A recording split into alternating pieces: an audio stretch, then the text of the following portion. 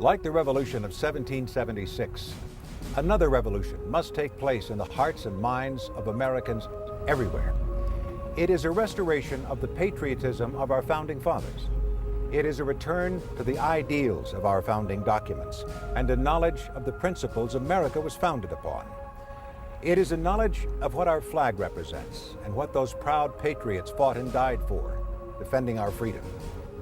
This inner revolution that we must have is a simple idea with the same passion for freedom that our founding fathers had.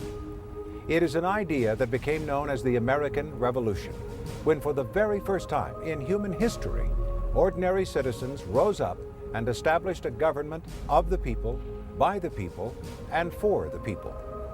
The very foundation of this new government set forth that men and women in public office are to be the recipients of power from the people, and that our public representatives are to be the servants and not the masters of the people.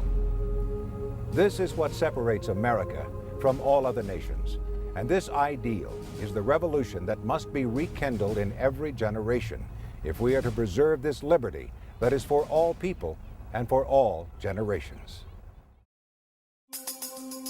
When was the last time you stopped to really ponder the founding of our nation? The creation of a constitution and a new government was a fragile experiment. Our government, for our republic, is still fragile today. It requires the participation of each and every citizen. It's no wonder that George Washington stated that no single responsibility is as important as each person understanding the workings of our government. Recent public opinion and surveys demonstrate that we as Americans could do much more in understanding and acting upon our civic responsibilities.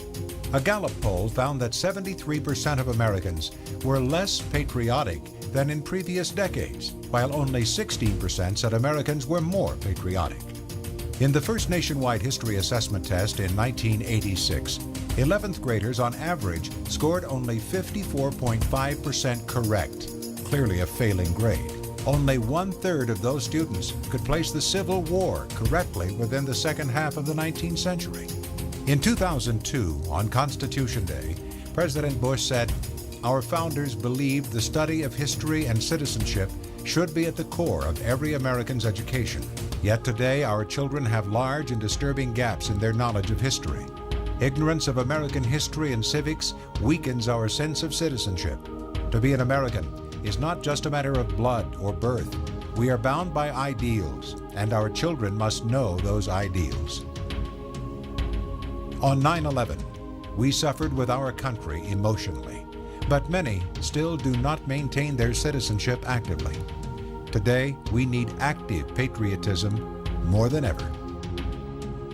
But how can we heed George Washington's call?